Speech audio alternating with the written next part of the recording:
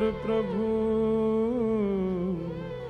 जय जय माखन चोर। गुरुवर थे त्यक्त राज्यो व्यचरदनुवनं पद्मपद्भ्यां प्रियाया पाणिस्पर्शाक्षमाभ्यां रजतपथरुजो यो हरेन्द्रानुजाभ्यां वैरूप्याशूर्पणख्या प्रियविरहरुषारोपितभ्रूविजम्भ तस्ताब्धबद्धसेतु खलदवदहन कौशलेन्द्रोऽवतान्नः।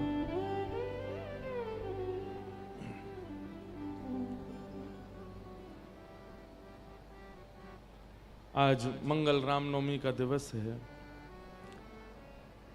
प्रभु श्री राम भारत की आत्मा हैं, उन्हें स्मरण करते हुए सब लोग प्रभु श्री राम को वंदन करते हुए फिर कथा में हम लोग प्रवेश करेंगे। श्री राम जय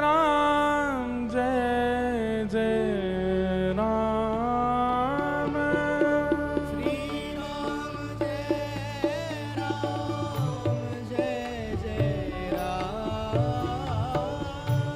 श्री राम जय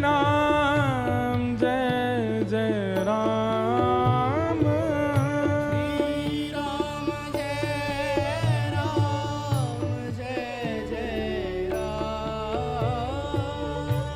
श्री राम जय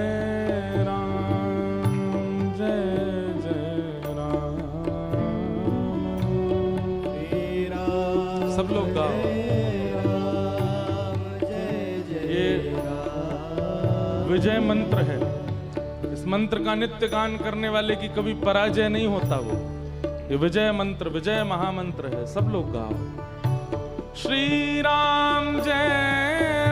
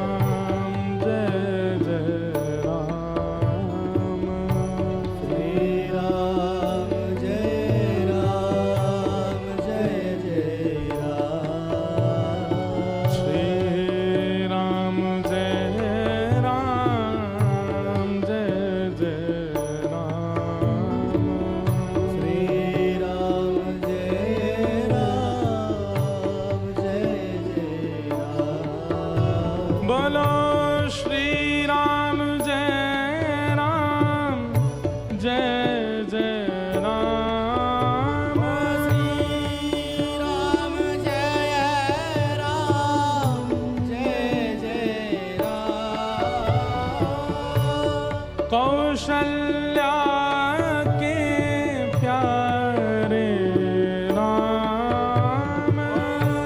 कौशल्या के प्यारे राम। दशरथ राज दुलारे राम। दशरथ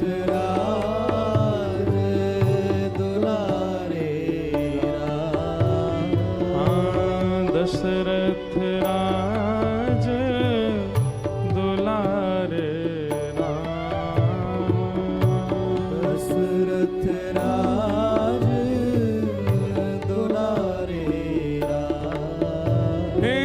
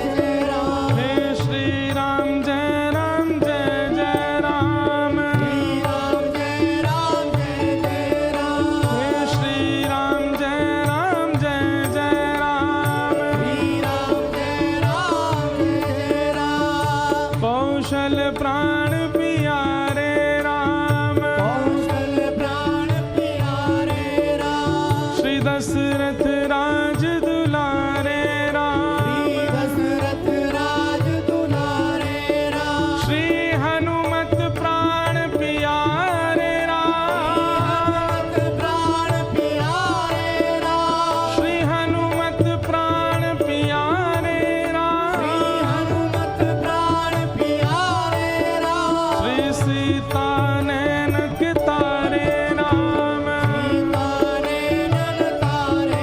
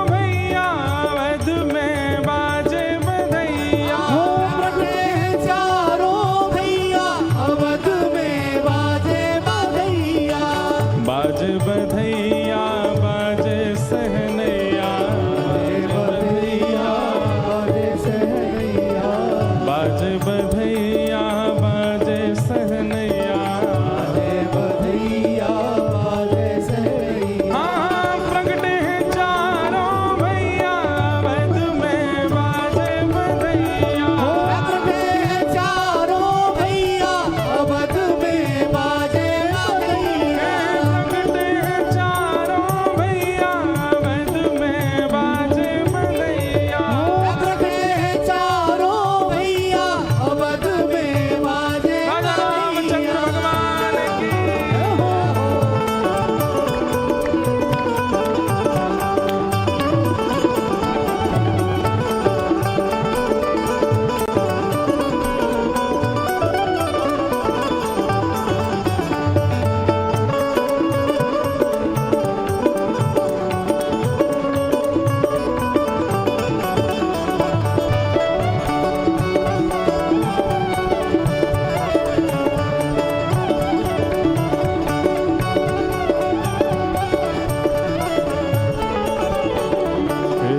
कौन लुटावे हीरा मोती, कौन लुटावे, हीरा मोती, कौन लुटावे हीरा मोती, कौन लुटावे हीरा हो यहाँ हीरा मोती, हीरा हो यहाँ हीरा मोती, हीरा मोती, कौन लुटावे हीरा मोती, कौन लुटावे हीरा मोती, कौन लुटावे रुपैया अवध में बाजे बधैया, कौन लुटावे रुपैया अवध में बाजे बधैया, प्रगटे हैं चारों भैया अवध में बाजे बधैया, प्रगटे हैं चारों भैया अवध में बाजे बधैया।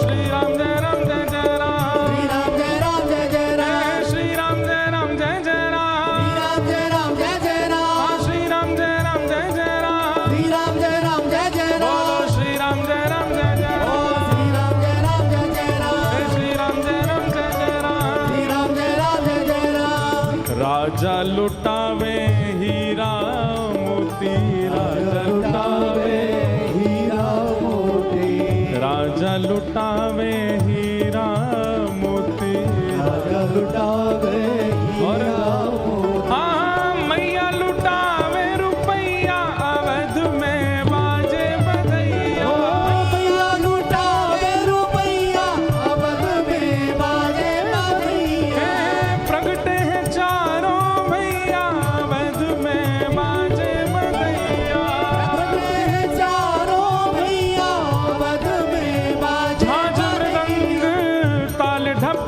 बाजे, ताल ढप बाजे, झांझ मृदंग ताल ढप बाजे, राज मृदंग ताल ढप बाजे, ताल ढप बाजे, ताल ढप बाजे, ताल ढप बाजे, ताल ढप बाजे, ताल ढप बाजे, ताल ढप बाजे, ताल ढप बाजे, ताल ढप बाजे, ताल ढप बाजे, ताल ढप बाजे, ताल ढप बाजे, ताल ढप बाजे, झांझ मृदंग ताल ढप बाजे,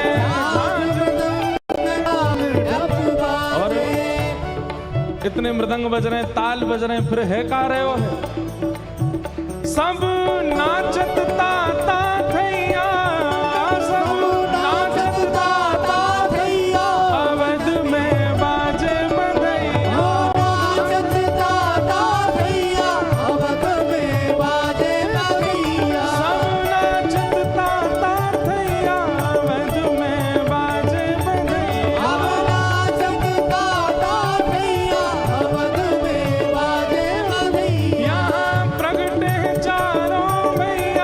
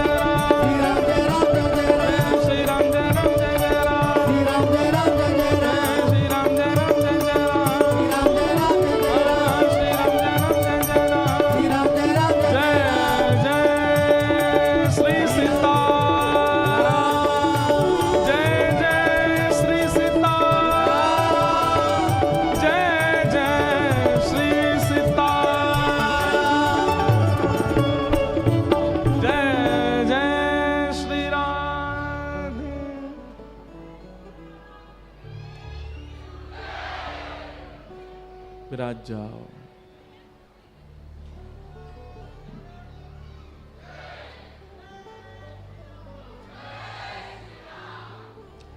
जगमग जगमग दियला जलत, जगमग जगमग दियला जलत, झिलमिल होत अटरिया, अवध में बाजे बधैया। झिलमिल होत अटरिया, अवध में बाजे बधैया। हाँ प्रगटे हैं चारों भैया, अवध में बाजे बधैया। प्रगटे हैं चारों भैया, अवध में बाजे बधैया। बोलो राजा रामचंद्र भगवान की जय। वृंदावन बिहारी लाल की, श्री राधा रमण लाल की, श्री राधा वल्लभ लाल की, सब संतन की, सब भक्तन की, सब विप्रन की, श्री गोवर्धन नाथ की, गिरिराज धरण की, श्याम सुंदर श्री यमुने महारानी की, अयोध्या धाम की, चित्रकूट धाम की, मिथिला धाम की। जय जय श्री नमः पार्वती पतये हर हर महादेव।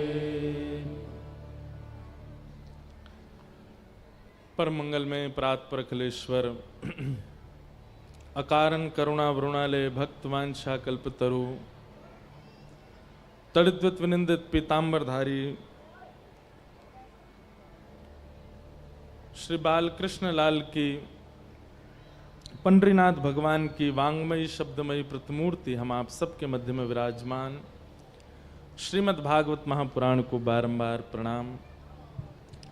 मंच पर विराजमान समस्त विप्रवृंद, समस्त गंधर्वजन एवं इस कथा के आयोजक स्वरूप में श्री महाप्रभु जगन्नाथ जी, खाटू श्याम बाबा और सन्मुख विराजमान श्रोता भाई बंधु मातृशक्ति भुसावल निवासी आसपास के क्षेत्रों से आए हुए आप सब श्रोताओं को जय श्री कृष्ण, जय सिया राम, जय श्रीमन नारायण, राम कृष्ण हरि। ठाकुर जी की बड़ी कृपा है। नवरात्रि के पावन अवसर पर, चैत्र नवरात्रि नववर्ष, हिंदू नववर्ष के पावन अवसर पर हम आप सब लोग भुसावल महाराष्ट्र के इस पावन प्रांगण में भागवत की मंगलमयी कथा श्रवण कर रहे हैं। आज जिसका छठवां दिवस यहाँ प्रारंभ हो रहा है और छठवें दिवस में ही आज हमारी कथा का उत्सव तो है ही, पूरा भारतवर्ष भी उत्सव मना रहा है। सब जगह राम नाम की गूंज, सब जगह राम नाम और राम स्वरूप का अभिनंदन वंदन किया जा रहा है। हमें तो ऐसा लग रहा है भुसावल में कथा हमारी हो रही और हमारी कथा का उत्सव पूरा भारत मना रहा है। हमें तो अपनी सुख का विचार करना चाहिए ना, सदा पॉजिटिव सोचना चाहिए। पूरा भारत क्या कर रहा है, इतने सब जगह शोभा यात्राएं निकल रही हैं, राम जी के नारे चल रहे हैं, सब जगह ध्वज लहरा रहे हैं, हमारी कथा का ही उत्सव चल रहा है सब जगह। और ये सौभाग्य है हमारा कि एक साथ कथा के माध्यम से तो कृष्ण लीला और कृष्ण जन्मोत्सव मनाने का अवसर मिला और तिथि के अनुसार कथा में ही राम जन्मोत्सव मनाने का अवसर मिल रहा है। गुरुवर थे त्यक्त राज्यो व्यचरदनुवनम पद्म पद्भ्याम प्रियाया, पाणिस्पर्शा क्षमाभ्याम व्रजत पथरुजो यो हरिन्द्रानुजाभ्याम, वैरूप्याशुर्पणख्या प्रिय विरहरुष रोपित ब्रूविजंभ तस्ताथ बद्ध सेतु खलद वदहन कौशलेन्द्रोवतान। पूरी राम कथा तो नहीं कहेंगे, पर कुछ लीला, कुछ भाव, कुछ चिंतन प्रभु श्री राम के विषय में कहें।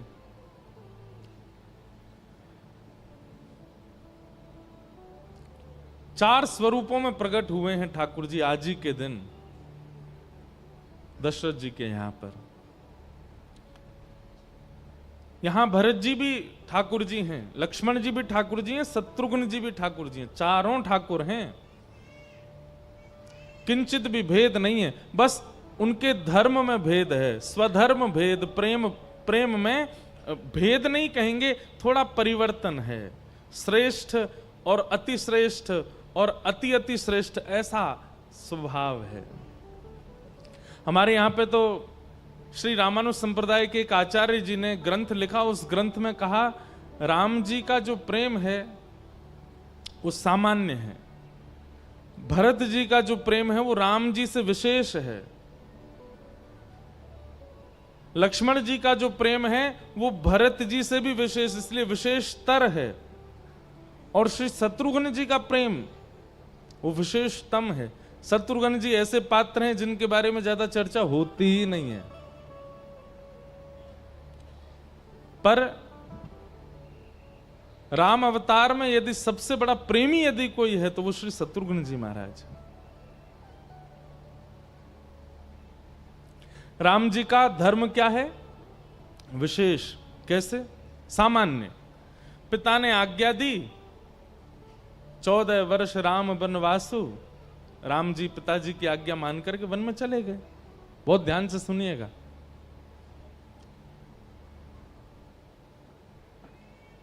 लेकिन राम जी से भी ज्यादा विशेष प्रेम किसका है? भरत जी का। नहीं, राम जी से विशेष लक्ष्मण जी, लक्ष्मण जी से विशेष भरत, और भरत से विशेष शत्रुघ्न। राम जी से विशेष लक्ष्मण जी क्यों हैं? राम जी तो पिताजी की आज्ञा मान करके वन में जा रहे हैं, लेकिन लक्ष्मण जी को राम जी आज्ञा करते हैं। बहुत सुंदर प्रसंग है, ज्यादा विस्तार नहीं करना मुझे, साल में एक ही बार राम कथा करते हैं हम, बहुत आनंद आता है। तो राम जी बोलते हैं लक्ष्मण जी से कि लक्ष्मण, पिता की अनुपस्थिति में बड़े पुत्र को राज्यपाट संभालना चाहिए, और बड़े पुत्र की अनुपस्थिति में छोटे पुत्र को पूरे राज्य की रक्षा का दायित्व होता है।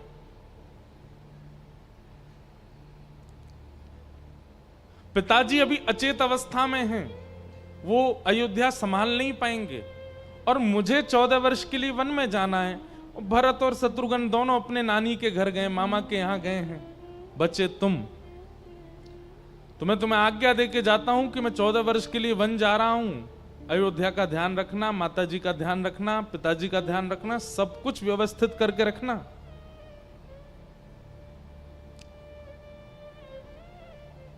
और मेरी आज्ञा है, बड़े भाई की आज्ञा टाल नहीं सकते तुम। लक्ष्मण जी बोले आपकी बात पूरी हो गई हो तो मैं कुछ कहूं? राम जी बोले कहो। बोले प्रभु एक बात बताइए, आज्ञा मानना और ना मानना ये शरीर का धर्म है कि आत्मा का धर्म है? बहुत ध्यान से सुनिएगा। लक्ष्मण जी कहते हैं आज्ञा मानना या आज्ञा टालना ये शरीर का धर्म है कि आत्मा का धर्म है? ठाकुर जी बोले भाई आत्मा को तो कोई आज्ञा हो ही नहीं सकती, आत्मा तो स्वच्छंद है। आज्ञा मानना और आज्ञा टालना ये धर्म तो शरीर का ही है, आत्मा को कोई आज्ञा थोड़ी कर सकता है।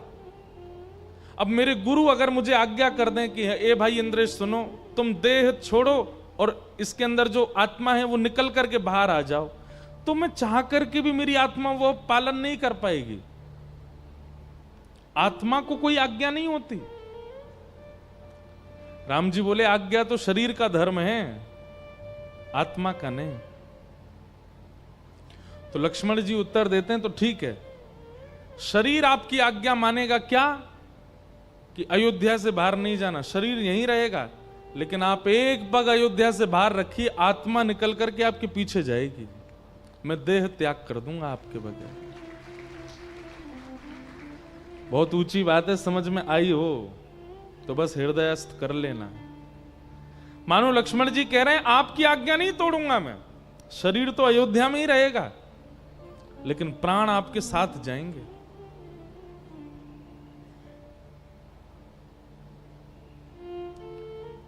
लक्ष्मण जी का प्रेम, लक्ष्मण जी का धर्म राम जी से भी श्रेष्ठ है।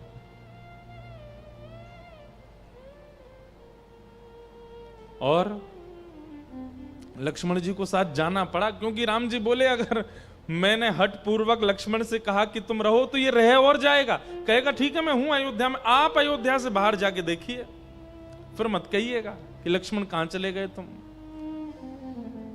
भगवान श्री राम कहते हैं आत्महत्या करना पाप है, बोले आत्महत्या नहीं करूंगा मैं आत्महत्या नहीं करूंगा नाथ, तो मेरे प्राण बसते ही आप में, आप यदि मेरे नेत्रों से थोड़ी देर के लिए दूर गए तो ये मैं आत्महत्या नहीं करूंगा, ये मेरी स्वमृत्यु होगी कि आपके जाते ही मेरे प्राण निकलेंगे, ये मेरी सहज मृत्यु है।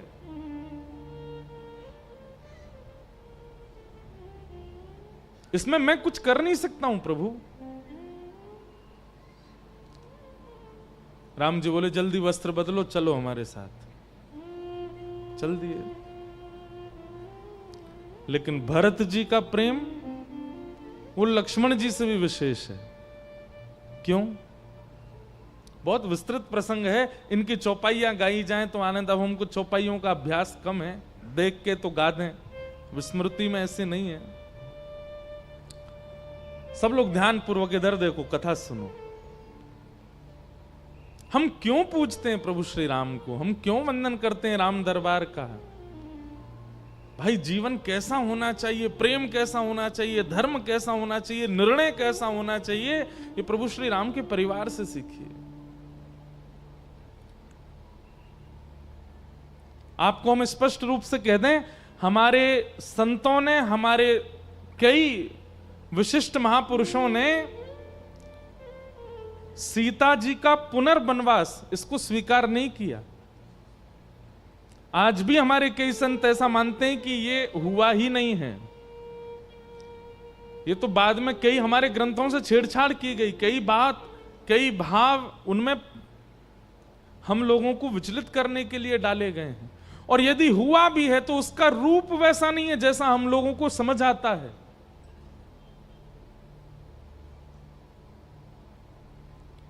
मानस जी तो राज्याभिषेक राम जी का हुआ, उसके बाद मानस जी में तो कुछ भाव ही नहीं लिखा।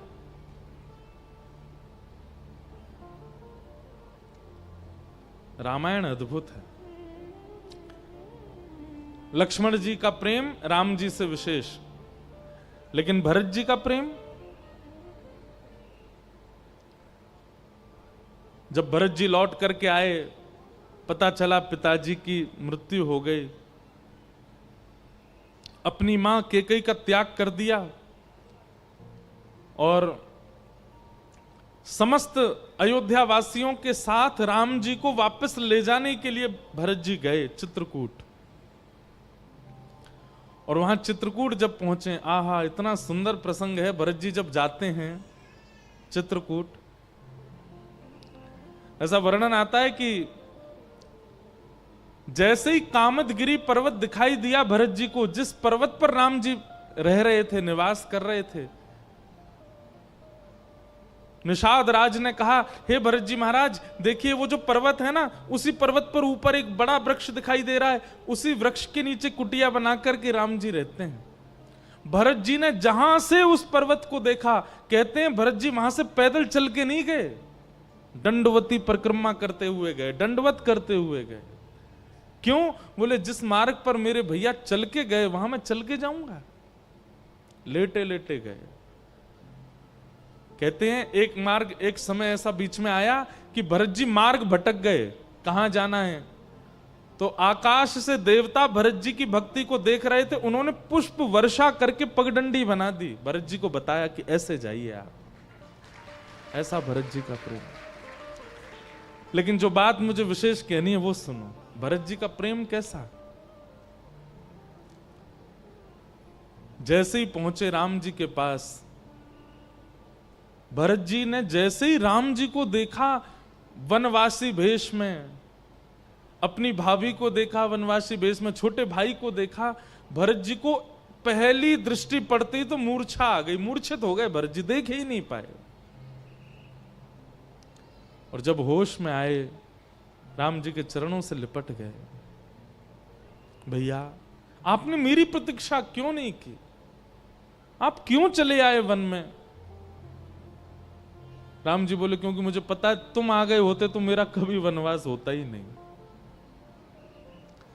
कहीं ना कहीं राम जी को सबरी की याद है, कहीं ना कहीं राम जी को जटायु का याद है, कहीं ना कहीं राम जी को हनुमान जी का स्मरण है। इन भक्तों के स्मरण के लिए ठाकुर जी सोच रहे हैं कि मुझे वनवास करना ही पड़ेगा, और भरत यदि आ गया होता तो राम जी का वनवास कभी नहीं होता। भरत अब देखो रोना नहीं है, तुम मेरे छोटे भाई हो, मैं तुम्हारा बड़ा भाई हूं। भरत जी ने बताया, पूज्य पिताजी भगवत धाम चले गए। राम जी बहुत रोए। एक दिन एक रात्रि राम जी ने ना तो शयन किया, ना भोजन किया, ना जलपान किया, पिताजी की याद में। सब अयोध्या के लोग वहीं चित्रकूट पर्वत पर ही सब बैठे हैं और सब प्रतीक्षा कर रहे हैं कि राम जी वापस चलें। राम जी ने कहा, देखो भरत, पिताजी की अनुपस्थिति में ज्येष्ठ पुत्र को राज्य गद्दी संभालनी चाहिए। मैं वनवास में हूं, इसलिए अब तुम अयोध्या के राजा हो और जाकर के वहां का राजपाट संभालो। माताओं का ध्यान रखना, अपना भी ध्यान रखना। भरत जी घुटनों पर बैठे हैं और हाथ जोड़ करके सुन रहे हैं, और सुनते सुनते कह रहे हैं,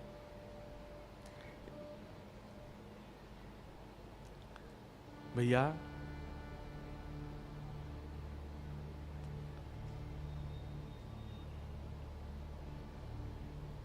आप वापस अयोध्या नहीं चलेंगे? भरत जी, राम जी कहते हैं मैं पिता के आज्ञा का पालन करूंगा, 14 वर्ष बाद ही आऊंगा वापस।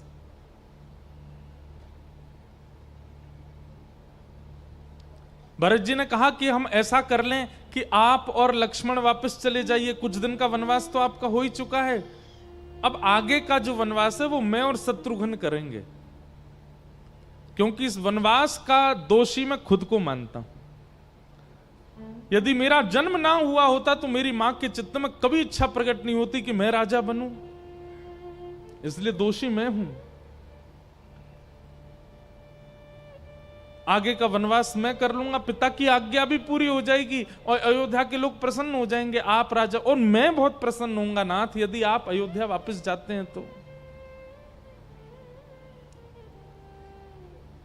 राम जी बोले ये असंभव है, आज्ञा पिता ने मुझे दी है, इसलिए मुझे ही जाना होगा। तो भरत जी अपने आंसू पहुंचे, बहुत देर तक तो मनाते रहे, धीमे धीमे पैर पकड़ के हाथ जोड़ करके मनाते रहे। थोड़ी देर बाद भरत जी ने आंसू आंसू पहुंचे और थोड़े रोष में आकर के बोले, तो नहीं मानेंगे आप? राम जी बोले बिल्कुल नहीं मानेंगे। अच्छा भैया एक बात बताइए, राजा की अनुपस्थिति में राज्य गद्दी का अधिकारी कौन होता है? राम जी बोले तो सामान्य सी बात है, राजा की अनुपस्थिति में उसका जो बेटा, बड़ा बेटा है, वो राज्य गद्दी का अधिकारी। भरत जी बोले बड़ा बेटा आप अभी वन में हैं, तो आप तो वनवासी हैं, तो आपकी अनुपस्थिति में अब राज्य गद्दी का अधिकारी कौन? राम जी हंस के बोले वो तो मैं कह ही रहा हूं, तुम अधिकारी हो। मैं अयोध्या का राजा हूं, अगर अभी देखा जाए प्रैक्टिकली अयोध्या का राजा मैं हूं। राम जी बोले हां अभी तुम ही हो, क्योंकि मैं तो वनवासी वेश में हूं, लक्ष्मण मेरे साथ है, बच्चे तुम ही हो राजा। भरत जी महाराज खड़े हो गए और खड़े होकर के बोले, आप अयोध्या नरेश की आज्ञा मान करके वनवास आए थे, उसी अयोध्या का वर्तमान राजा आपको आज्ञा कर रहा है वापस अयोध्या चलिए। जब राजा की आज्ञा आपके लिए इतनी बड़ी है, इतनी महत्वपूर्ण है, तो उस समय के राजा ने आज्ञा की थी कि वन में जाओ, और इस वक्त अयोध्या का राजा मैं हूं, मैं आपको आज्ञा करता हूं। निवेदन नहीं है, प्रार्थना नहीं है, आज्ञा, चलिए वापस।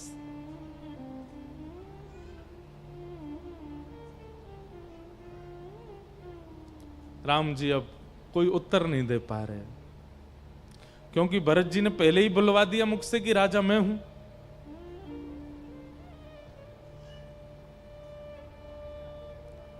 राम जी बोले ये बात उचित नहीं है। बोले कि आप यहां सभा में किसी से ऐसा कहवा दीजिए कि ये बात उचित नहीं है।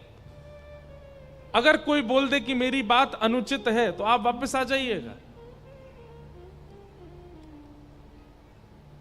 वहां बैठे हर व्यक्ति ने भरत जी की बात को उचित बताया। बोले नहीं, भरत जी ठीक कह रहे हैं, बिल्कुल। आप राजा की आज्ञा बार बार बोल रहे हैं, तो फिर से राजा की आज्ञा है, वापस चलिए। सीता जी और लक्ष्मण जी को छोड़ करके वहां बैठे एक भी व्यक्ति ने राम जी का पक्ष नहीं लिया, सब भरत जी के पक्ष में चले गए। नहीं, भरत जी सही कह रहे हैं, आपको वापस चलना चाहिए।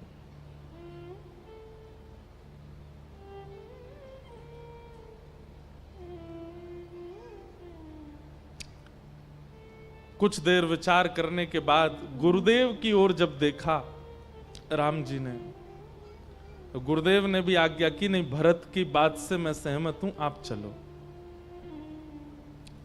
और राम जी उठकर के अयोध्या की ओर बढ़ने लगे। और जैसे ही पहला कदम ठाकुर जी ने अयोध्या की ओर बढ़ाया, वहां जितने भी लोग थे सब जय जयकार करने लगे, सबके मुखमंडल पर प्रसन्नता हो गई, सब आनंद में भर गए। आकाश में देवता भी आनंद में आ गए, सब प्रसन्न थे सिवाय एक राम जी के। राम जी प्रसन्न नहीं है। और उस समय भरत प्रसन्नता अप्रसन्नता में नहीं है, वो राम जी के मुखमंडल को गौर से देख रहे हैं। और जैसे ही राम जी के मुखमंडल पर उन्होंने मलिनता और जब अंतरंग कष्ट का अनुभव किया, सब यहां नाच रहे थे कि अब राम जी वापस चलेंगे, अब कोई वनवास नहीं होगा, अब सब ठीक हो गया, हमारी अयोध्या के सारे कष्ट दूर हो गए, अब राम जी वापस चलेंगे। लेकिन उसी समय उस उत्सव को विश्राम किया और भरत जी महाराज हाथ जोड़ करके बोले, प्रभु, मेरा प्रेम ऐसा नहीं है कि मैं अपनी जिद में अपने प्रियतम को कष्ट दूं। यदि मेरे लिए और मेरे भाव की पूर्ति के लिए आप अयोध्या जा रहे हैं और उससे यदि आपको कष्ट है,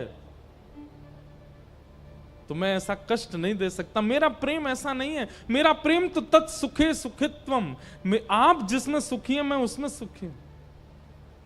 यदि आपको अयोध्या जाने में कष्ट होगा नाथ, क्षमा कीजिए, आप मत जाइए। मैं आपको हठ पूर्वक दुखी करके, परेशान करके, इस प्रकार आपके मलिन चेहरा करके मैं आपको नहीं लेके जा सकता। बंधुओं, ये प्रेम की अवस्था हर किसी के चित्त में नहीं होती। कई बार प्रेम में हम हठीले हो जाते हैं, हमारी बात माननी पड़ेगी, हम ऐसा कह रहे हैं, आपको करना पड़ेगा। पर प्रेम पवित्र और प्रेम शुद्ध कब होता है कि हम सह लेंगे लेकिन हमारा प्रेमी ना सहे, उसके सुख में हम राजी। उद्धव जब वृंदावन गए तो वृंदावन में गोपियों को जाकर के कह रहे थे, आप जिस कृष्ण को अपना प्रियतम मानती हो ना, वो आपका प्रियतम नहीं है, वो परब्रह्म है, जगदीश्वर है, जगदाधार है, वो जगन्नाथ है, वो भगवान है साक्षात। और भगवान किसी एक के नहीं होते, सबके होते हैं। आप उनको प्रियतम मान करके रोया मत कीजिए।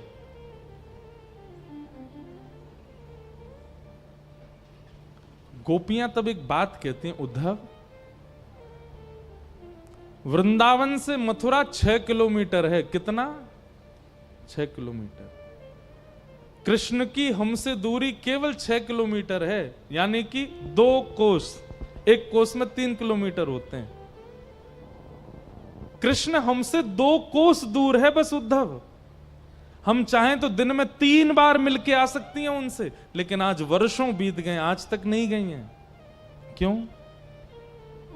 क्योंकि हमारा प्रेम ऐसा नहीं कि रोज पहुंच जाएं, रोज बात करें, रोज मिलें, रोज देखें। हमारा प्रेम तो ऐसा है कि हमारा प्रियतम जहां प्रसन्न है वो प्रसन्न है, ये सुनकर के हम प्रसन्न हैं। भले ही हमें वो मिलता नहीं है, हमें वो दिखता नहीं है, हमसे आकर के वो बात करता नहीं है, हमको उसकी आवश्यकता नहीं, पर वो प्रसन्न है ना मथुरा में, हम उससे प्रसन्न। और प्रेम की ऐसी पराकाष्ठा बताती हैं गोपियां, उद्धव सुनकर के शांत हो गया।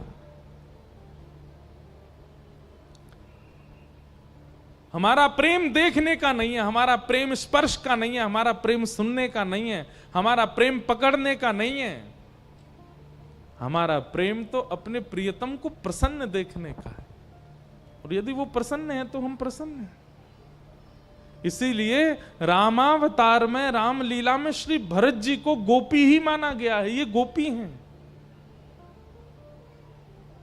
भरत जी महाराज राम जी के चरणों में गिर जाते हैं और रोते हुए, आंखें लाल पड़ गई, मुख लाल पड़ गया, और रोते हुए कहते हैं, प्रभु मैं कष्ट सह लूंगा, आपके बिना मैं एक पल नहीं रह सकता, पर मैं रह लूंगा, पर आपको कष्ट देकर के अयोध्या नहीं लेके जाना चाहता।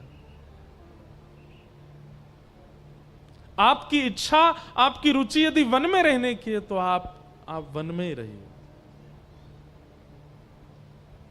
हजारों लोग प्रसन्न होंगे आपके अयोध्या आने से, लेकिन आप प्रसन्न नहीं हो, इसलिए मैं आपको कष्ट नहीं दे सकता।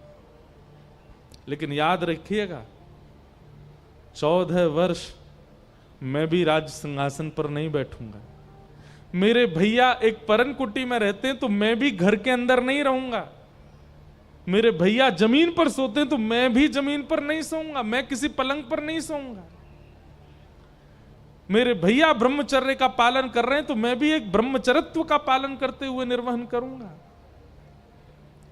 सब लोग इधर देखो, बहुत ध्यान से सुनो।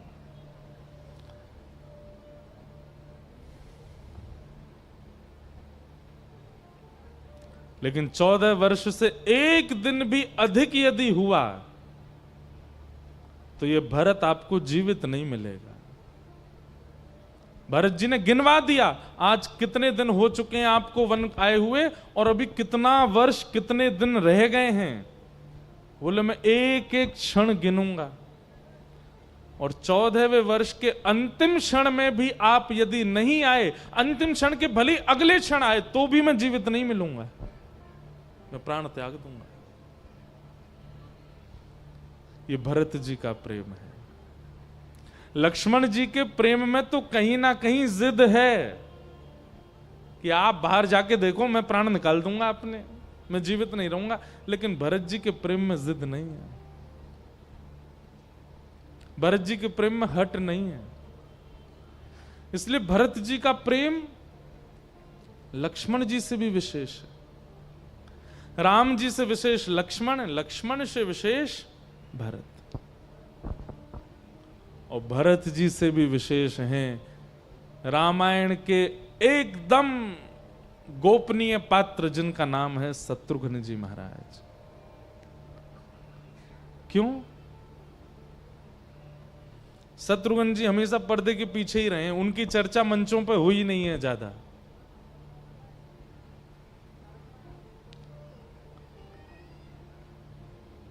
अब देखो स्थिति, ये प्रसंग मुझे बोलना नहीं था, बहुत गंभीर है, लेकिन पता नहीं क्यों आ गया भाव। मैं तो कोई अंतरंग लीला सुनाने के भाव से आया था कि आज राम जी की रासलीला सुनाएंगे, पर वो भाव आया ही नहीं, ये आ गया। इसलिए ध्यान से सुनो।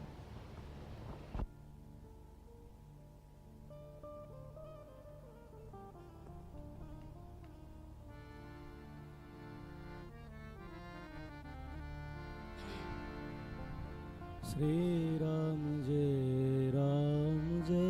जय राम, श्री राम जय राम, श्री राम जय राम,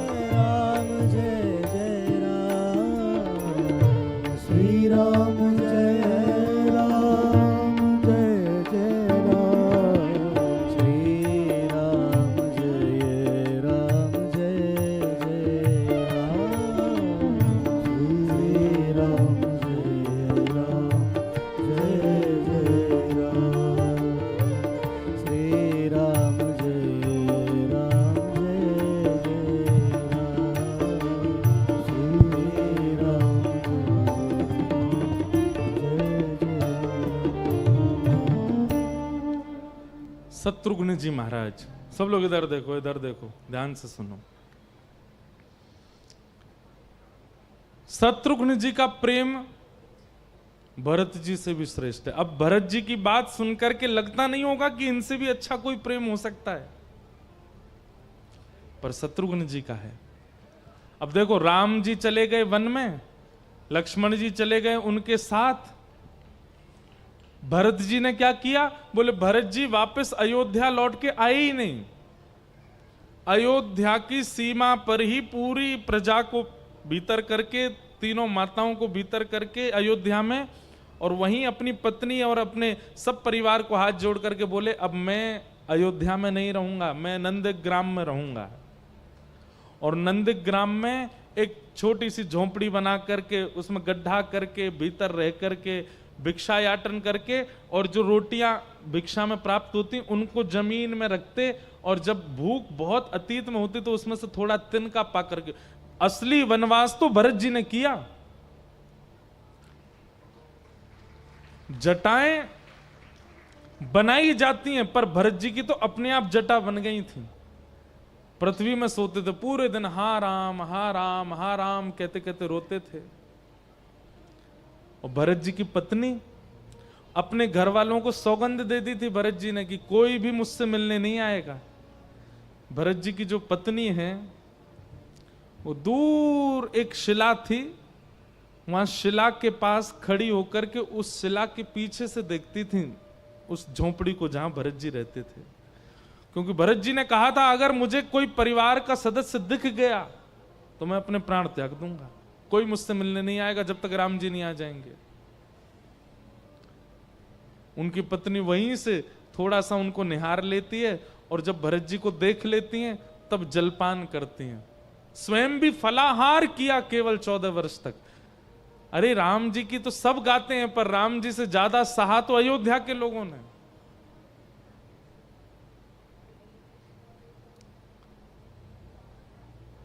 शत्रुघ्न जी महाराज का प्रेम विशेष क्यों है, अति विशेष क्यों है? बड़े भैया चले गए वन में, लक्ष्मण जी चले गए वन में, भरत जी चले गए नंदग्राम में, और पूरी अयोध्या की जिम्मेवारी अब शत्रुघ्न के ऊपर है। शत्रुघ्न जी को भरत जी कह करके गए, शत्रुघ्न 14 वर्ष बाद भैया राम जब लौट करके आएंगे ना, तो जैसी अयोध्या अभी है इससे भी सुंदर अयोध्या भैया को सौंपनी है, ये तेरा कर्तव्य है। शत्रुघ्न जी लौट करके आए अयोध्या में। कहते हैं 14 वर्ष तक ना तो किसी ने प्राण त्यागे दशरथ जी के अलावा, और ना किसी ने जन्म लिया। बालकों के जन्म भी नहीं हुए 14 वर्षों के भीतर, जब तक राम जी आ नहीं गए। ऐसा शोक व्याप्त था पूरी अयोध्या में, सब लोग केवल रोते रहते हैं। किसी के घर में भोजन नहीं बनता, और भोजन भी बनता है तो छौंक नहीं लगता, केवल दाल उबाल करके और ऐसे ही पा लेते हैं। बच्चे रोते रहते हैं, बाहर बैठ करके उनको दूध पिला करके, मिठाई खिला करके पेट भर देते हैं। ऐसी स्थिति होने लगी। व्यापारी व्यापार नहीं करते, किसान खेती नहीं करते, कर्मचारी अपने कार्य नहीं करते, रोड साफ करने वाले, पूरे अयोध्या नगरी में साफ सफाई करने वाले कर्मचारी जन भी बैठे रहते हैं, कोई सफाई नहीं करता। कोई जाके पूछता अरे भाई तुम मार्गों की सफाई क्यों नहीं करते, तो कहते हैं जिस मार्ग से राम जी को निकलना नहीं है उसको साफ करके क्या फायदा। ऐसी स्थिति, और ऐसी स्थिति में पूरी अयोध्या शत्रुघ्न जी के ऊपर है। शत्रुघ्न जी जाते हैं और कर्मचारियों से जाके बोलते हैं इतने दिन हो गए तुम लोग मार्ग साफ क्यों नहीं करते, राम जी को निकलना नहीं तो साफ क्यों करें। शत्रुघ्न जी कहते हैं अच्छा, बहुत अच्छी बात है, बहुत बढ़िया है, ये झाड़ू आदि सब फेंक दो। 14 वर्ष में पूरी अयोध्या में धूल मिट्टी हो जाए, कचड़ा हो जाए, इतनी मैली अयोध्या हो जाए कि राम जी जब लौट करके आवे तो अपनी नगरी को पहचान ही नहीं पाए। तुम यही तो चाहते हो। एक तो 14 वर्ष इतना कष्ट पा रहे हैं वन में, और 14 वर्ष बाद जब लौट करके आवे तो अपनी अयोध्या को देख करके और पीड़ित हो जाएं, यही तो तुम चाहते हो। अरे 14 वर्ष की बात है। तुमको तो यह सोचना चाहिए कि प्रतिदिन हम अयोध्या को इतना चमकाएं, इतना इतना सुंदर बना दें कि जैसे ही राघवेंद्र सरकार 14 वर्ष बाद लौट करके आए, दूर से ही देख करके अपने परिकर से कहें, अरे भैया ये ऐसी सुंदर स्वर्ण जैसी जो चमक रही है सामने नगरी है, कौन सी नगरी है? और कोई उनके कान में कह दे ये अयोध्या नगरी है। ये सुन करके 14 वर्ष का अपने सारे वनवास का कष्ट राम जी भूल जाएं। ऐसा विचार करके तुमको पूरी अयोध्या को साफ करना चाहिए। भरत जी, शत्रुघ्न जी का काम क्या है? सबके हृदय का उत्साहवर्धन करते हैं।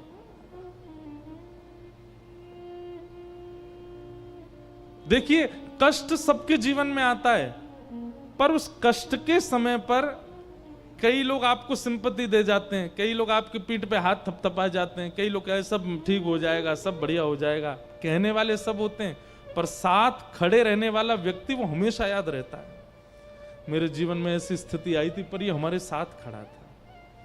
भाई इसने मुझे करोड़ों रुपया दिया, इसने मुझे गाड़ी दी, इसने मुझे ये दिया, पर मेरी कष्ट के समय पर ये मेरे साथ खड़ा था। वो काम शत्रुघ्न जी करते हैं। अयोध्या के घर घर में जाते हैं और घर घर में जाकर के हंसी करते हैं, मजाक करते हैं, वहां के लोगों को आनंद कराते हैं ताकि कोई दुखी ना हो, कोई व्याकुल ना हो।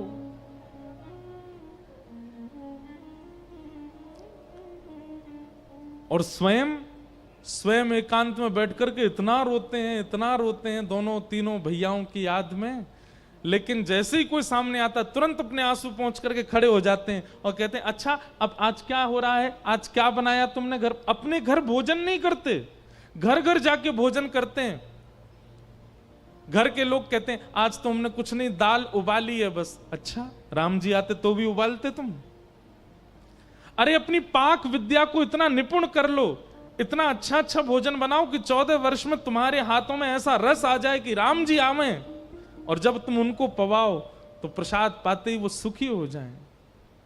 सबका उत्साहवर्धन करते हैं पूरी अयोध्या में। ये जो बात कही जाती है कि 14 वर्ष तक एक के भी प्राण नहीं गए अयोध्या में, ये प्राण ना जाने देने का दायित्व संभाला शत्रुघ्न जी ने कि किसी के प्राण चले ना जाएं, कोई दुखी ना हो।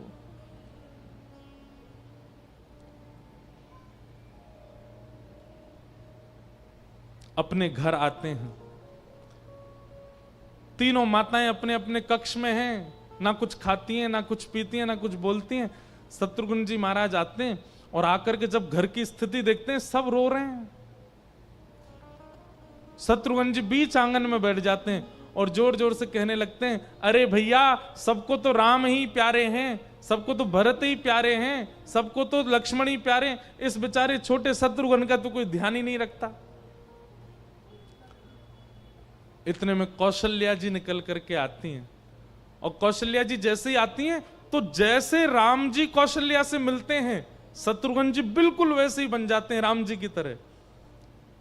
चरण जाकर के बिल्कुल वैसे ही स्पर्श करेंगे, अंक में मैया को बिल्कुल वैसे ही भर लेंगे और कहेंगे, मैया मैं तो सोया भी नहीं इतने दिन से, मेरा मन है आप बैठ जाओ, मैं आपकी गोद में सर रख के सो जाऊं।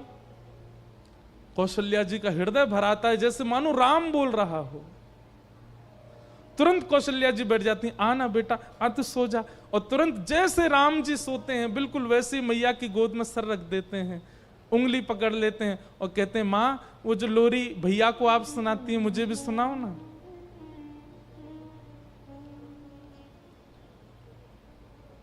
कौशल्या जी के नेत्र भर आते हैं। पता चलता है कि इतने दिनों से माँ ने भोजन नहीं किया, कौशल्या जी ने कुछ पाया नहीं है, तो राम जी को जो अति प्रिय सब्जी है वो सब्जी कहकर के बनवाएंगे। माँ आज वो सब्जी बनाओ ना। सब्जी का नाम सुनते ही कौशल्या जी मन में सोचती हैं, ये तो राम पाता है, ये तो राम को प्रिय है, और सामने बैठ कर के वैसे ही पाते हैं, मां के हाथ से पाते हैं, जैसे मानो कौशल्या को लगता हो कि साक्षात राम ही बैठे हैं। कौशल्या मैया को संभालते हैं और फिर उनके भवन से निकल करके जाते हैं। पेट भरा है, निद्रा है नहीं, लेकिन फिर दूसरी मां के कक्ष में जाते हैं। कैकेयी मां के पास जाकर के कहते हैं, मां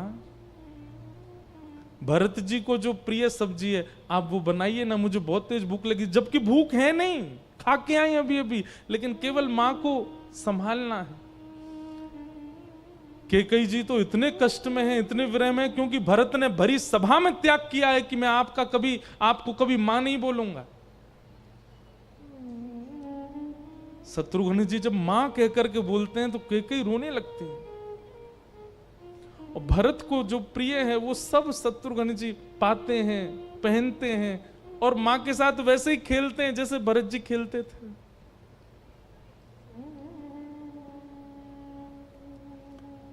सबको संभालते हैं और सबको संभालने के बाद जब अपने कक्ष में जाते हैं, कक्ष में जाकर के गिर पड़ते हैं, रोने लगते हैं, अपने बाल खींचते हैं, चीखते हैं, मैं कैसे अपने आप को संभालूं? सबको तो मैं संभाल रहा हूं, पर मेरी पीड़ा वो कैसे व्यक्त करूं?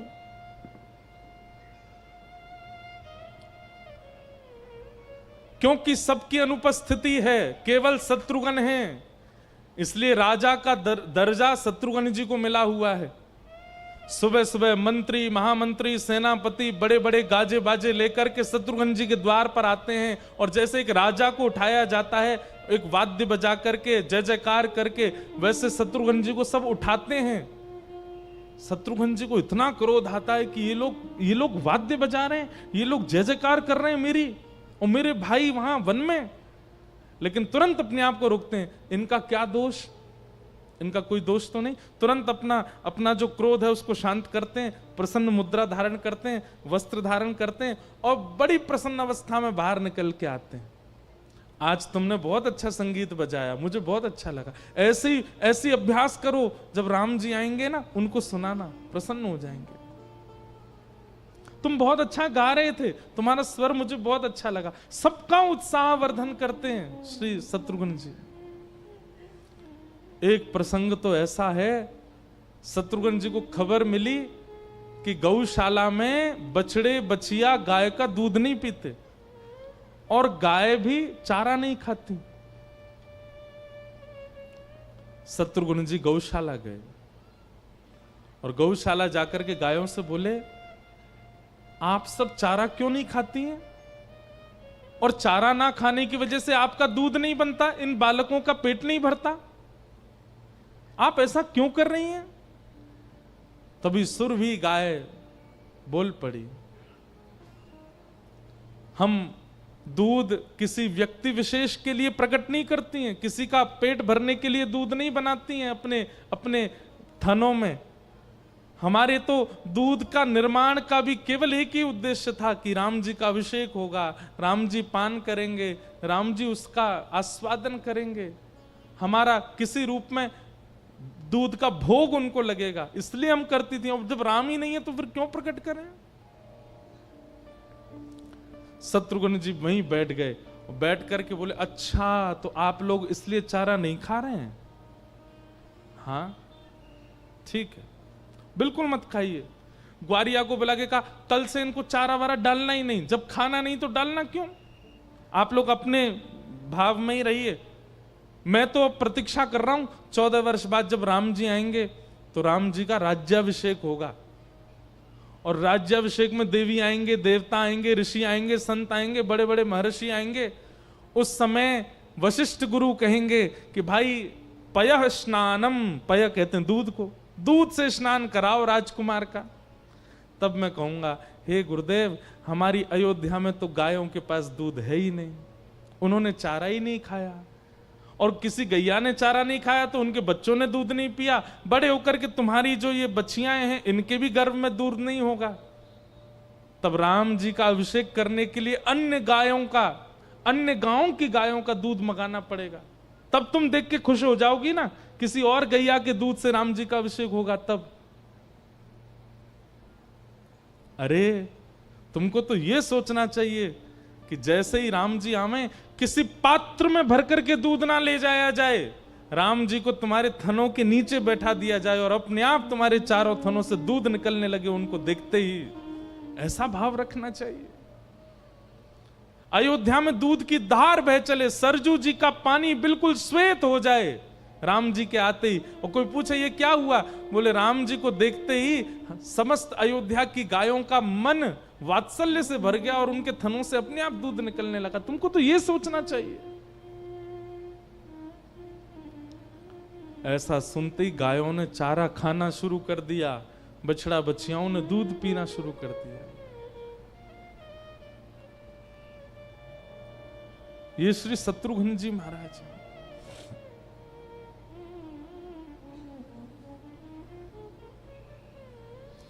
14 वर्ष बाद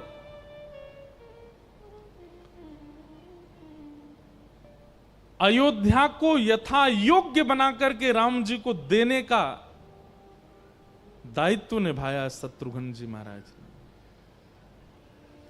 तीनों माताएं, अयोध्या का पूरा राज शासन, सरजू जी, पर्वत, ये सब जैसी राम जी छोड़ के गए थे उससे भी ज्यादा व्यवस्थित। सत्य बता रहे हैं, राम जी जब पुष्पक विमान में आ रहे थे तो राम जी के साथ यही हुआ।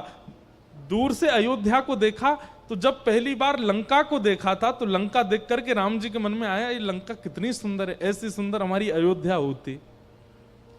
लेकिन आज पुष्पक विमान से जैसे अयोध्या को देखा 14 वर्ष बाद, राम जी आश्चर्यचकित हो गए और आश्चर्य में सीता जी से, लक्ष्मण जी से बोले, लखन देखना ये हमारी अयोध्या है, ये सरजू जी का जल है, ये हमारे अयोध्या की पर्वत श्रृंखला है, ये हमारी अयोध्या की खेती बाड़ियां हैं, ये हमारी अयोध्या के घर हैं। लक्ष्मण जी बोले हां भैया। राम जी मन में सोचे ऐसा लग रहा है देख करके कि मेरे वन गमन का किसी को वियोग ही नहीं हुआ। हनुमान जी महाराज कहते हैं, बोले भगवान वियोग तो हुआ है, लेकिन आपके द्वारा दी गई वस्तु को और भी ज्यादा व्यवस्थित करके आपका साथी आपको प्रदान करे तो आप कितने प्रसन्न हो जाते हो। हनुमान जी बोले ये सब शत्रुघ्न जी की कृपा है कि उन्होंने यथा योग्य अयोध्या को रखा है। राम जी इतने प्रसन्न हो गए, इतने प्रसन्न हो गए, जैसे अयोध्या पहुंचे मार्गों को देख करके, घरों को देख करके, लोगों को देख करके चमक रहे हैं सबके मुखमंडल। जैसे ही गौशाला में गए, एक साथ सारी गायों के थनों से अपने आप दूध झरझरित होने लगा। सुंदर कस्तूरी की सुगंध से पूरा अयोध्या महकने लगा। कौशल्या मैया को देखा तो जब गए थे तब तो वृद्धा जैसी दिखती थी, लेकिन आज 14 वर्ष बाद जब लौट करके राम जी आए तो कौशल्या मैया भी ऐसी लग रही है मानो अपनी आयु से कुछ आयु कम युवा हो गई हों। ये सब देख करके राम जी इतने प्रसन्न थे कि 14 वर्ष की सारी थकान पूरी हो गई, और इसका श्रेय जाता है श्री शत्रुघ्न जी महाराज को। लेकिन शत्रुघ्न जी दूर खड़े हैं चुपचाप, और जैसे एक व्यक्ति होता है ना कि कष्ट होने पर रो ले, बहुत ध्यान से सुनिएगा, कष्ट होने पर रो जाने वाला व्यक्ति अच्छा है, लेकिन कष्ट होने पर अपने आंसुओं को पी जाने वाला व्यक्ति वो बहुत खतरनाक है। वो जिस दिन रोने में आएगा उसको कोई नहीं संभाल सकता। 14 वर्ष तक इतना विरह, इतना कष्ट, इतने अश्रु अपने भीतर समा करके बैठे थे श्री शत्रुघ्न जी महाराज। लेकिन आज जैसे ही राम जी ने शत्रुघ्न जी को देखा और अपनी ओर इशारा करके बुलाया, आओ इधर शत्रुघ्न, इधर आओ मेरे पास, तो शत्रुघ्न जी चलते चलते चलते बीच में ही बेहोश होकर के गिर पड़े और पूरा शरीर कंपायमान होने लगा, नेत्रों से अश्रु गिरने लगे। ऐसी विरह अवस्था शत्रुघ्न जी की, तो विरह अवस्था राम जी के आने के बाद प्रकट हुई है। एक पूरी रात्रि राम जी अपने हृदय से लगा करके रखे शत्रुघ्न जी को। ऐसे श्री शत्रुघ्न जी महाराज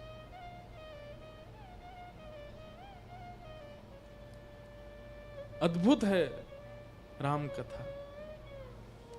और पता है आपको, इसके बाद आप सोच रहे होंगे शायद शत्रुघ्न जी का विरह पूरा हो गया होगा। नहीं, इसके बाद और विरह मिला उनको। क्यों? जैसे ही राज्याभिषेक हुआ, राम जी अभिषिक्त होकर के मंच पर विराजमान हो गए,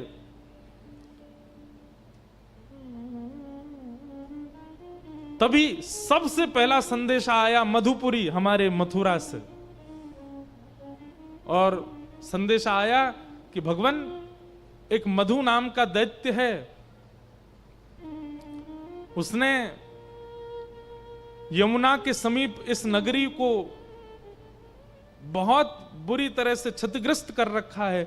आपसे प्रार्थना करना चाहते हैं कि आप समस्त सेना के साथ आइए और आकर के इस नगरी को सुव्यवस्थित कीजिए। और संकेत में लिखा था, ये वही नगरी है जहां द्वापर में आप जन्म लेने वाले हैं। राम जी ने तुरंत आज्ञा की, सेना तैयार करो, हमको मधुपुरी की सुरक्षा के लिए निकलना है। तो सब अयोध्या के लोग आड़े खड़े हो गए, बोले अभी तो आप आए हैं, अभी तो आप एक ही दिन हुआ आपको राज्य गद्दी पर बैठे, अब कहीं नहीं जाएंगे आप, कोई युद्ध नहीं होगा। राम जी बोले जाना तो पड़ेगा, ये सेवा तो मुझे करनी है। भरत जी महाराज बोले भैया आप विराजिए, मैं चला जाता हूं। कौशल्या मैया बोली बिल्कुल नहीं जाओगे भरत तुम, राम ने वनवास किया है, तुम्हारा कम वनवास है। तुम्हारी पत्नी वो पूरा जीवन तुमको केवल एक पर्वत श्रृंखला के पीछे से देखती रही है, क्या उसका जीवन नहीं है? इसीलिए ब्याह करके लाए थे तुम नहीं जाओगे यहां से। लक्ष्मण जी बोले मुझे आज्ञा दे दो। कौशल्या मैया बोली नहीं, 14 वर्ष तुम भी तो रह करके आए हो, तुम भी नहीं जाओगे। अंत में बचे शत्रुघ्न जी महाराज। अभी रज रज करके अपने भैया को देख भी नहीं पाए ढंग से। और तभी राम जी ने दृष्टि उठाकर, शत्रुघ्न क्या तुम ये सेवा स्वीकार करोगे? अब शत्रुघ्न जी कहना चाहते हैं कि मुझे मेरी पीड़ा भी तो समझिए, क्योंकि मैं अयोध्या में रहा हूं, क्योंकि मैं महलों में रहा हूं, इसका मतलब ये थोड़ी है कि मेरे अंदर पीड़ा नहीं है, मैं पीड़ित नहीं हूं।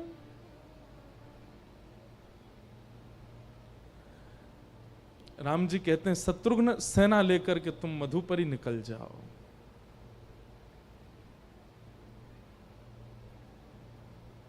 और उसी क्षण एक दिन का केवल राम जी का उन्होंने सिंहासन पर दर्शन किया है और प्रणाम करके उसी समय सेना लेकर के कोसों दूर अयोध्या से मधुपुरी चले गए और वहां जाकर के राक्षस का वध किया, पूरी नगरी को सुव्यवस्थित किया। और राम जी को पत्र लिख करके भेजा कि भैया नगरी व्यवस्थित हो चुकी है, अब आगे क्या आज्ञा है। राम जी ने पत्र में लिख करके भेजा, जब तक हमें कोई वहां के लिए योग्य राजा नहीं मिलेगा तब तक तुम ही वहां के राजा बन के रहो। और वर्षों तक शत्रुघ्न जी मथुरा में ही रहे।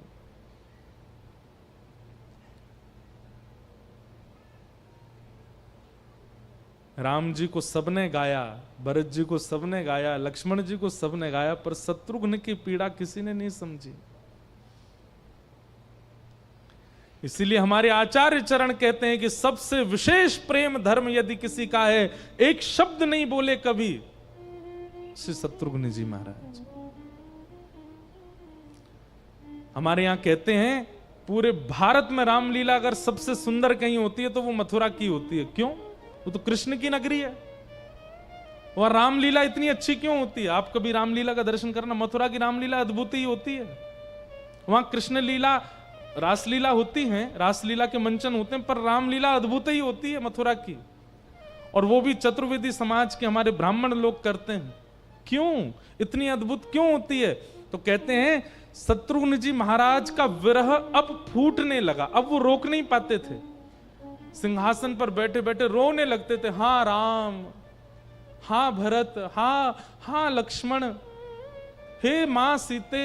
अब जब ऐसे करके रोते हैं तब मथुरा के लोग व्याकुल हो जाते हैं कि ये इतना क्यों रो रहे हैं।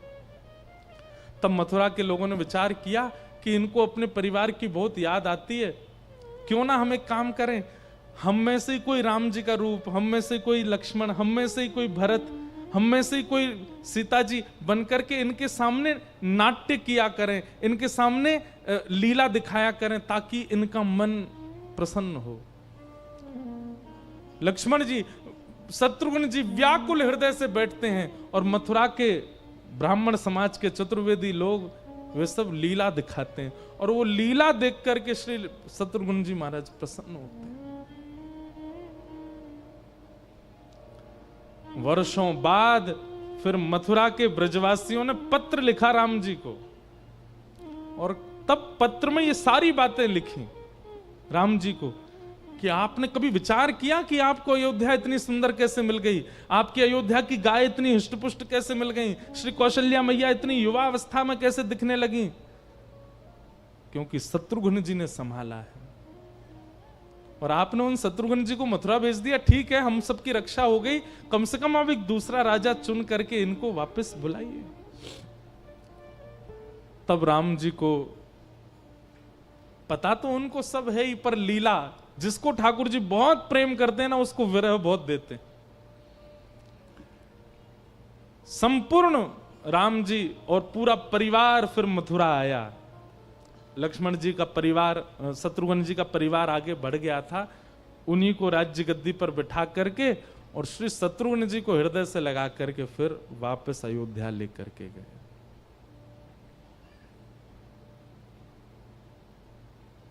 यह है राम कथा। शत्रुघ्न जी को, उनके प्रेम को अत्यंत विशेष कहा गया।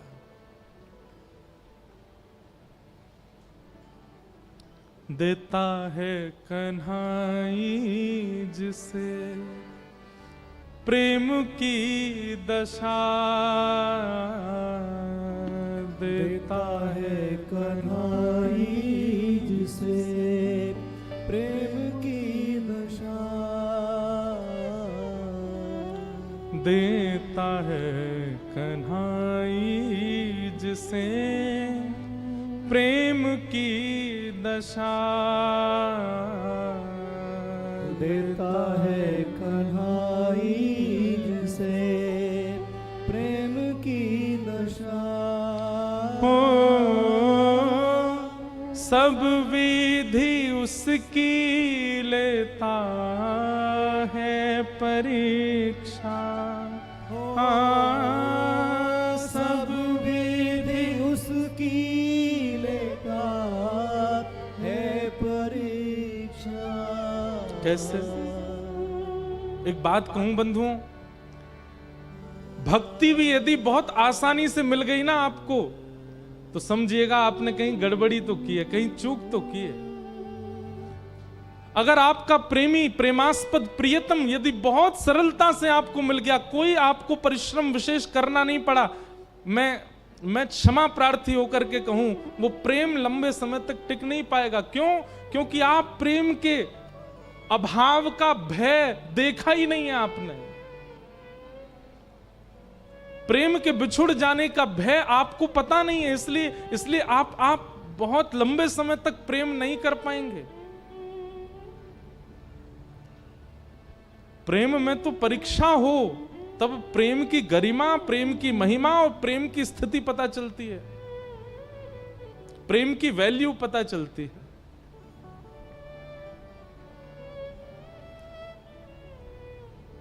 कभी निकट बुलाए, कभी निकट बुलाए, कभी दूरियां बढ़ाए, कभी दूरियां बढ़ाए, छलिया हाथ नहीं आए, छलिया हाथ नहीं आए, हमें श्याम ना मिला, हमें श्याम ना मिला,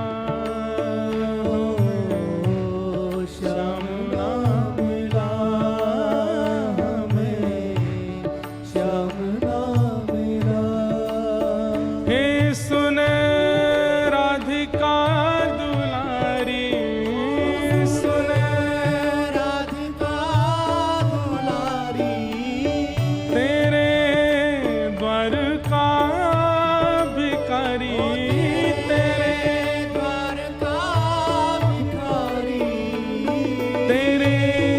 श्याम का पुजारी, पीड़ा है हमारी,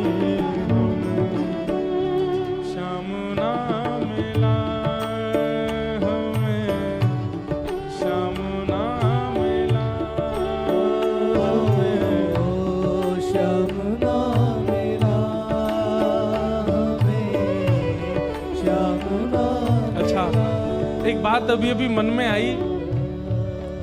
वहां द्वापर में कृष्ण लीला में ठाकुर जी वृंदावन छोड़ करके गए, पर गोपियां नहीं गईं। गोपियां कहाँ रहीं? किशोरी जी के सन्निधि में रहीं, हमारी लाडली जी के पास रहीं। आगे लीला आती है कि दुर्वासा जी ने रुक्मणी जी को श्राप दे दिया कि तुमको कृष्ण से 12 वर्ष के लिए वियोग सहना पड़ेगा। उस समय रुक्मणी जी की रक्षा के लिए, रुक्मणी जी के भाव की रक्षा के लिए किशोरी जी द्वारिका में प्रकट हो गए और रुक्मणी जी के पास रहे। जब जब कृष्ण वियोग जिसको मिला है उसको किशोरी जी मिली। और आज एक बात ये प्रमाणित हो गई, जब शत्रुघ्न जी को भी अति विरह दिया गया तो उनको भी ब्रज ही भेजा गया, उनको भी मथुरा भेजा गया। प्रेम विरहियों की एकमात्र रक्षिका हैं हमारी किशोरी जी, हमारी लाडली जी। यदि प्रेम है चित्त में तो गाइए, भुजा उठा करके पुकारो, हे सुन राधिका दुलारी, राधिका दुलारी, तेरे द्वार का भिखारी, तेरे द्वार का भिखारी, तेरे श्याम का पुजारी, पीड़ा है हमारी, श्याम ना मिला हमें, श्याम ना मिला हमें, श्याम ना मिला हमें, श्याम ना मिला। हम सोचते थे कान्हा कहीं कुंजन में होगा, सोचते थे कहाँ कहीं कुंजन में होगा। हम सोचते थे कान्हा कहीं कुंजन में होगा, सोचते थे कहाँ कहीं कुंजन में होगा। अभी तो मिलन का हमने सुख नहीं होगा, अभी तो मिलन का हमने सुख नहीं होगा। सुन के प्रेम की परिभाषा, प्रेम की परिभाषा मन में बंधी थी जो आशा,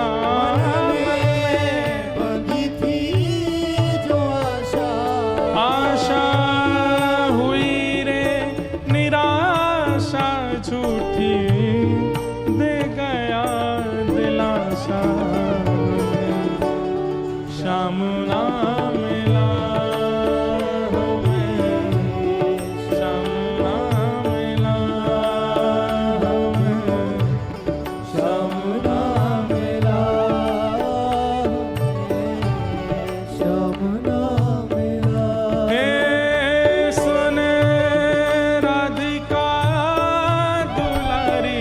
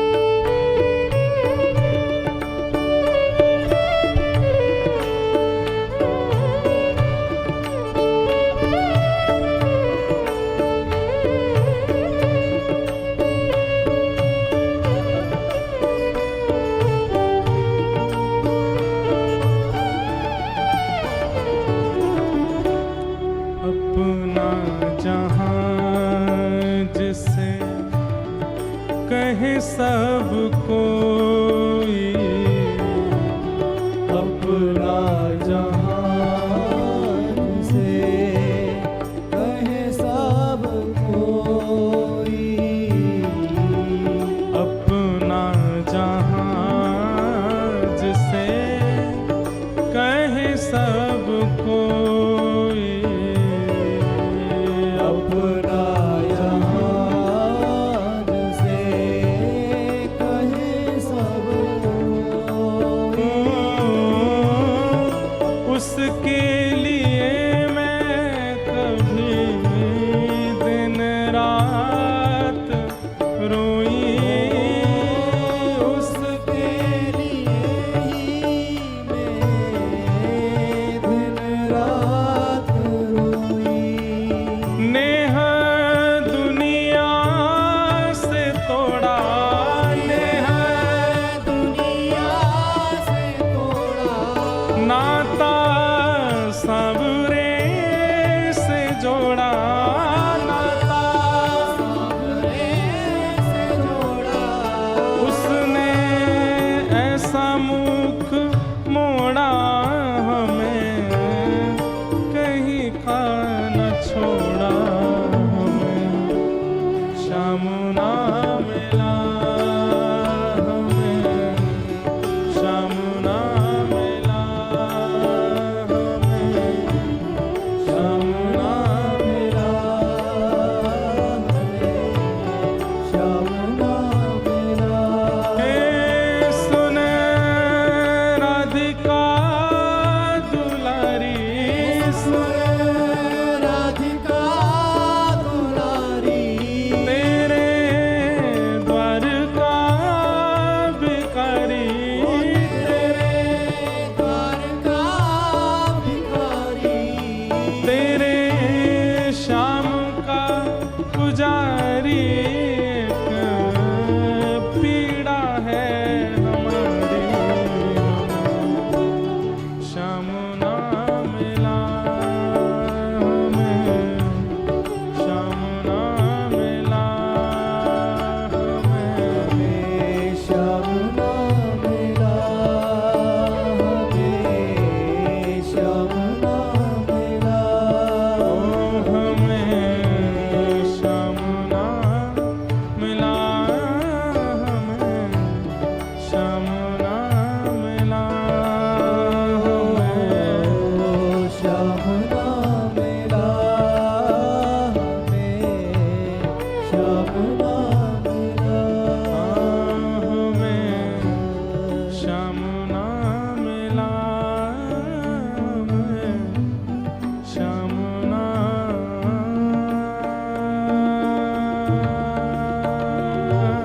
मिला।